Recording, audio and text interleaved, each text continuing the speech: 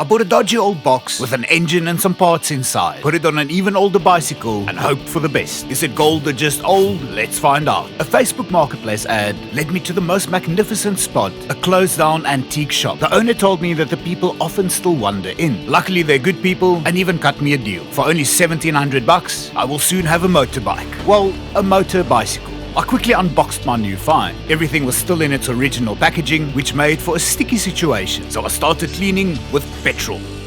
Every single part.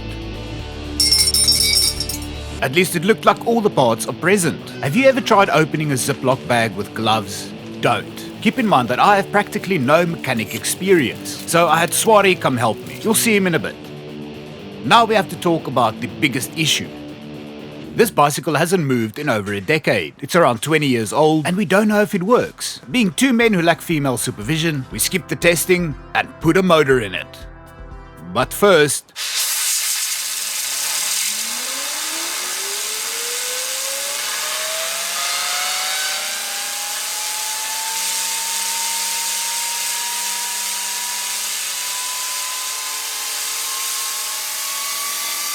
Where was I? Oh yeah, we attach the sprocket first. This will require skills of epic proportions. If you've ever worked on anything, you know this pain. Fuck you. After some centering, the wheel was attached. I learnt a new trick today. So, here's how to remove a threaded bolt. First add 2 nuts. These nuts? Then tighten them together and screw everything out. One time, we had to do this to insert longer bolts. The frame of the bicycle is an odd diamond shape, so even with this modification, it didn't fit. But we figured it out.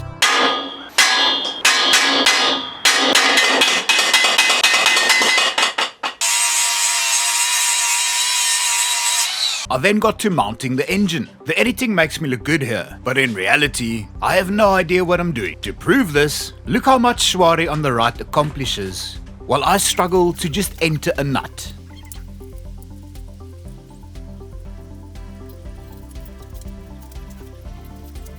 By the time he was ready to put on the chain, I was still nutting about. He then measured, cut and installed the chain. Don't fear me, Gypsy.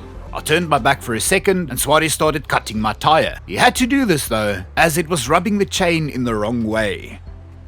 At the same time, he also installed the chain tensioner and a clutch.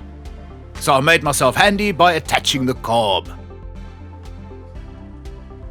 And the skazos, which I was very proud of.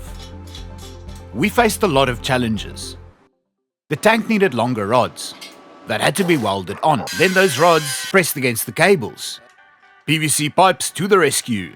We put in all this time and effort into something that might not run, but we looked north and worked forth. This was my first time mixing 2-stroke petrol. I hope to be doing this a lot more. Today was a first for many things. Upon closer inspection of the box, I discovered something shocking. Not only is this gadget old, the company that sold these doesn't even exist anymore. It was bought for 2.4k on 22 December 2014. This thing has no chance of working, but that didn't stop us South Africans, and after some final fitments, we were ready. Well, almost. Swati had to tighten the bolts on the carburetor that someone installed. I learnt about a choke, but after the engine wouldn't turn, I wanted to choke myself. Not like that. One troubleshoot later, Swati realized that he's been turning the drill in the wrong direction. Yes. We were getting closer now.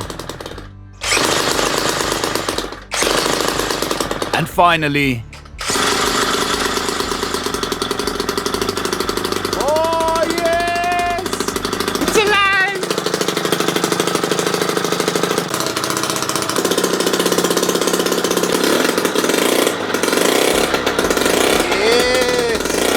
I noticed smoke where there shouldn't be smoke, and Swati tightened the nuts on the exhaust that someone installed. But we still don't know if this ancient box of parts will work. Never mind the bicycle. The sensible option, send it.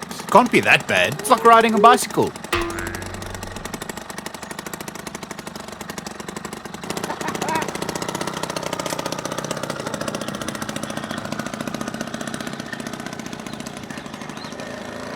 So I set off. And it works. But then the unthinkable happened. A car came up behind me, and my instincts failed me. Still, I was flying high as a nostalgic feeling overtook me, like riding your first motorcycle. I was impressed.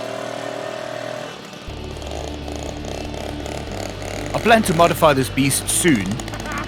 Awesome! What should I add to it? I have to admit, if it wasn't for Soiree, I would have been screwed on this project. So, thank you. And thanks for watching. Please stay for another one to help me monetize. Okay, bye!